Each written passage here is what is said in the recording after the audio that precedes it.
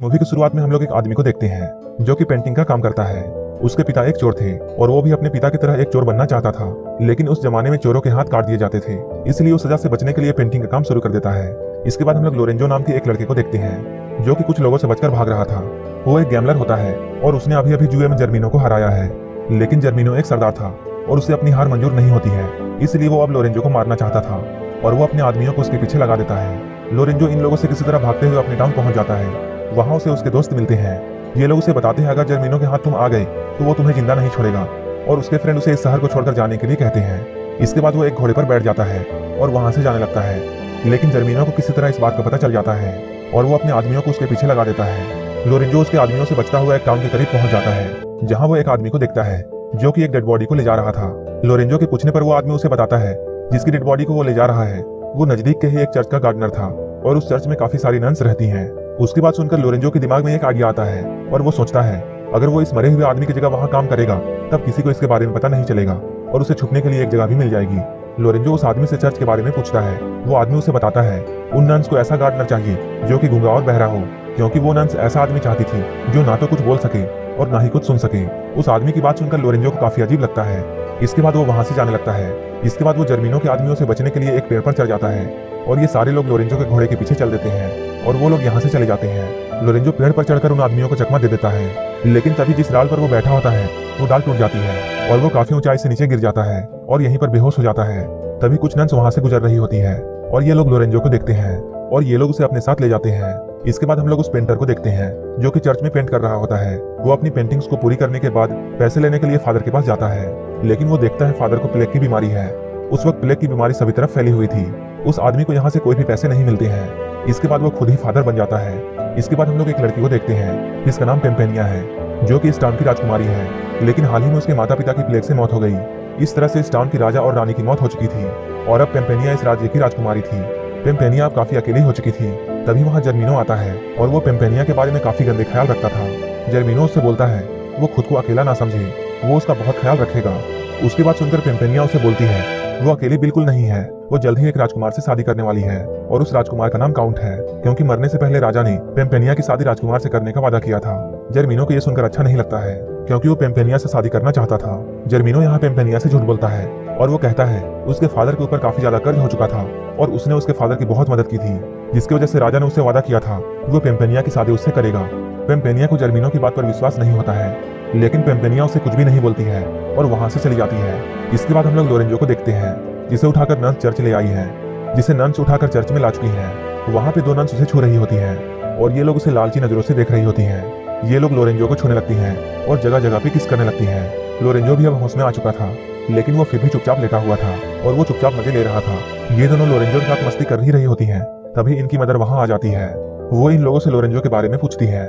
वो मदर को ये बताती है उन्हें ऐसा लगता है जैसे ये लड़का गूंगा और बहरा है। ये दोनों नन्स अब लोरेंजो को लाइक करने लगी थी, इसलिए वो उसे चर्च में ही रखना चाहती थी और इसी वजह से इन दोनों ने बिना जाने ये कह दिया कि लोरेंजो गूंगा और बहरा है।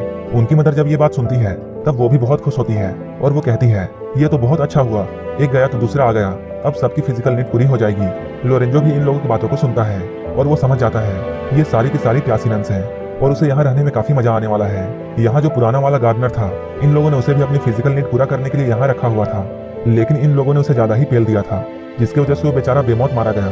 इसके बाद ये दोनों नन्स लोरेंजो के कपड़े उतारती हैं और उसे नहलाती हैं और ये लोग साथ ही साथ अपने कपड़े भी उतारती हैं और इसके बाद ये लोग इंटीमेट होते हैं। लोरेंजो धीरे धीरे गार्डन में काम करने लगता है, लेकिन साथ ही साथ उसे इन लोगों के साथ एक एक करके पेलन क्रिया करनी होती थी, जिससे नन्स के साथ लोरेंजो भी काफी एंजॉय करता था। वहीं दूसरी ओर पेम्पेनिया अपने फ्रेंड्स के साथ होती है और वो जर्मीनो से छुटकारा पाना चाहती थी। इसके लिए वो अपने दोस्तों से बातें करती है। जब उसकी दोस्त उसकी बात सुनती है तब वो उसे बोलती है तुम्हें पास के टाउन की एक चर्च में जाना चाहिए और वहाँ नन्स बनकर रहना चाहिए। ये लोग उसी चर्च की बात कर रहे होते हैं जहाँ लोरेंजो को सुबह शाम पेलन क्रिया करनी होती थी। ये लोग उससे कहती है कुछ दिनों बाद राजकुमार काउंट यहाँ आ जाएगा, इसके बाद तुम उससे शादी कर सकती हो, लेकिन तब तक तुम्हें सेफ रहना होगा। इसके बाद पेम्पेनिया एक नन बनकर उस चर्च में पहुंच जाती है। पेम्पेनिया जब यहाँ रहने लगती है तब वो बाकी नन्स को देखती है कैसे वो लोरेंजो के साथ मस्ती करती है। अब उसका भी मन ये सब करने का होने लगता है। लोरेंजो को वो लाइक करती थी क्योंकि लोरेंजो उसे बहुत अच्छा लगता था, लेकिन राजकुमार काउंट से उसकी शादी होने वाली थी। ये सब सोचकर वो रुक जाती है। कुछ दिन बाद काउंट महल में पहुंचता है ताकि वो पेम्पेनिया से शादी कर सके, लेकिन उसे भी ये बात पता नहीं थी कि पेम्पेनिया कहाँ है और इसी बात को लेकर जर्मीनो और उसके बीच में लड़ाई होने लगती है। जर्मीनो उससे बोलता है पेम्पेनिया तुमसे नहीं बल्कि मुझसे शादी करेगी। और ये दोनों एक दूसरे को नीचा दिखाने की कोशिश करते हैं। दोनों लोग पेम्पेनिया को पाना चाहते थे। इसके बाद काउंट महल से बाहर आता है। बाहर आने पर उसे एक आदमी से ये बात पता चलती है कि पेम्पेनिया पास के टाउन के चर्च में गई है और वहीं नन बनकर छिपी हुई है। इसके बाद काउंट जल्दी से चर्च की तरफ चल देता है। इधर हम लोग चर्च में देखते हैं तीनों नन्स लोरेंजो को अच्छी तरह नहलाती हैं, क्योंकि आज रात इन लोगों के मदर की बारी थी कि वो लोरेंजो के साथ मजे करें। लोरेंजो को यहाँ अच्छी तरह से नहलाया जाता है। इसके बाद लोरेंजो को नन्स के मदर के पास भेज दिया जाता है, जहाँ वो लोरेंजो के साथ भरपूर आनंद उठाती है। लेकिन पेम्पेनिया को ये सब अच्छा नहीं लगता है, क्योंकि वो मन ही मन में लोरेंजो को लाइक करने लगी थी। अगले दिन जब पेम्पेनिया गार्डन में जाती है तब वो लोरेंजो को गाना गाते हुए सुनती है और उसे गाता देख वो बहुत खुश होती है, क्योंकि वो जिस आदमी को चाहती थी वो गूंगा और बहरा नहीं है। इसके बाद वो लोरेंजो के पास जाती है और उसकी आंखों में पट्टी बांध देती है। लोरेंजो को ये सब काफी अजीब लगता है और ये सब उसे काफी अच्छा भी लगता है। वो सोचता है ये नन तो बहुत कमाल की है, क्योंकि ये अलग तरीके से इंटीमेट होना चाहती है। लेकिन पेम्पेनिया उसे सिर्फ किस करती है और वो उससे बोलती है वो उसके साथ इंटीमेट तो होगी, लेकिन शादी के बाद, क्योंकि वो उससे प्यार करती है। लोरेंजो जब पेम्पेनिया की इन बातों को सुनता है तब उसे बहुत अच्छा लगता है और वो सोचता है यहाँ कोई तो है जो उससे प्यार करता है, वरना सब यहाँ अपनी पेलन क्रिया पूरी करना चाहते हैं। इसके बाद अगले दिन पेम्पेनिया नन्स की मदर के पास जाती है और उन्हें लोरेंजो के बारे में पूरी सच्चाई बता देती है। वो कहती है लोरेंजो गूंगा और बहरा नहीं है, वो बस गूंगा और बहरा होने का नाटक करता है ताकि वो हम लोगों के मजे ले सके, क्योंकि उसने गार्डन में लोरेंजो को गाना गाते हुए देखा था। ये सुनकर नन्स की मदर बहुत गुस्सा होती है और वो लोरेंजो को चर्च से बाहर निकाल देती है। इसके बाद पेम्पेनिया भी चर्च को छोड़ देती है और वो अपने महल की तरफ वापस जाने लगती है। यहीं पे लोरेंजो उससे बोलता है वो उसे भी अपने साथ ले जाए, क्योंकि उसका अपना घर नहीं है। पेम्पेनिया उसकी बात सुनकर खुश हो जाती है, क्योंकि पेम्पेनिया भी यही चाहती थी कि लोरेंजो उसके साथ साथ जाए, और वो लोरेंजो को अपने साथ ले जाती है। इसके बाद हम लोग राजकुमार काउंट को देखते हैं, जो कि चर्च की तरफ आ रहा होता है। वहाँ वो नहाती हुई एक नन को देखता है और वो नन उसे सेड्यूस करती है और उससे बोलती है तुम मुझे काफी अच्छे लगे हो, और वो उसके साथ इंटीमेट होना चाहती है। काउंट उससे बोलता है मेरी शादी पेम्पेनिया से होने वाली है और वो ये सब पेम्पेनिया के साथ करेगा। ये बात सुनकर वो नन झूठ बोलती है और वो कहती है वही पेम्पेनिया है, और वो काउंट से कहती है तुम मेरे लिए ही यहाँ आए हो। काउंट उसकी बात सुनकर बहुत खुश होता है। इसके बाद ये दोनों यहीं पर इंटीमेट होते हैं। वहीं दूसरी ओर हम लोग पेम्पेनिया और लोरेंजो को देखते हैं, जो कि अपने टाउन में पहुंच चुके हैं। तभी जर्मिनो वहां आता है। पेम्पेनिया उससे बोलती है वो उससे शादी करना नहीं चाहती है, इसलिए तुम मेरी जिंदगी से चले जाओ। लोरेंजो जब ये देखता है तब वो बहुत गुस्सा होता है और वो सोचता है जर्मिनो एक लड़की के साथ ऐसा नहीं कर सकता है, और वो जर्मिनो से राजकुमारी का पीछा छोड़ने के लिए कहता है। इसके बाद इन दोनों की यहीं पर लड़ाई होने लगती है। इसके बाद जब जर्मिनो उसे मारने वाला होता है तब पेम्पेनिया उससे बोलती है ठीक है मैं तुमसे शादी करने के लिए तैयार हूँ, लेकिन तुम उसे जान से मत मारो और इसे छोड़ दो। इसके बाद जर्मिनो लोरेंजो को एक जेल में बंद करवा देता है। पेम्पेनिया उससे फिर से बोलती है कि वो लोरेंजो को आजाद कर दे, तब वो उससे शादी करेगी। ये सुनकर जर्मिनो को शुरू में गुस्सा आता है, लेकिन वो पेम्पेनिया से शादी करना चाहता था, इसलिए वो लोरेंजो को छोड़ देता है। इसके बाद लोरेंजो उस टाउन से जाने लगता है, लेकिन जाते हुए अचानक उसे ये ख्याल आता है इस तरह वो उस लड़की को नहीं छोड़ सकता है जिसने उसकी जान बचाई है। इसके बाद वो उसी टाउन की तरफ फिर से वापस जाने लगता है। वहीं हम लोग काउंट को देखते हैं, वो भी अभी शहर में आ चुका है और वो चर्च पहुंच जाता है, जहां जर्मिनो चर्च में पेम्पेनिया से शादी करने वाला होता है।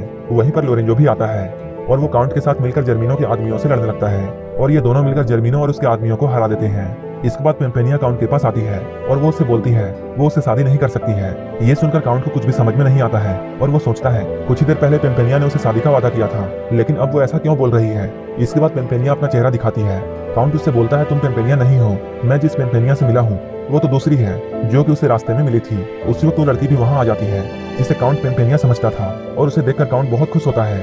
काउंट बोलता है यही पेम्पेनिया है और वो इसी से शादी करेगा। इधर लोरेंजो यहाँ से जा रहा होता है, तभी पेम्पेनिया उसके पास आती है और उसे जाने से रोकती है, और वो अपने प्यार का इजहार उससे करती है। लेकिन लोरेंजो उससे बोलता है मैं तुमसे प्यार नहीं करता हूँ, बल्कि एक नन से करता हूँ जो कि पास के चर्च में रहती है, और वो मुझसे शादी करना चाहती है और मैं उसी से शादी करने वाला हूँ, और उस लड़की ने उसे किस भी किया था। ये सुनकर पेम्पेनिया बहुत खुश होती है और वो समझ जाती है वो उसी की बात कर रहा है, लेकिन उसे उस वक्त मालूम नहीं था कि वो लड़की पेम्पेनिया ही थी। इसके बाद पेम्पेनिया लोरेंजो के पास आती है और उसे किस करने लगती है। इसके बाद लोरेंजो समझ जाता है वो जिस नन की बात कर रहा है वो पेम्पेनिया ही थी।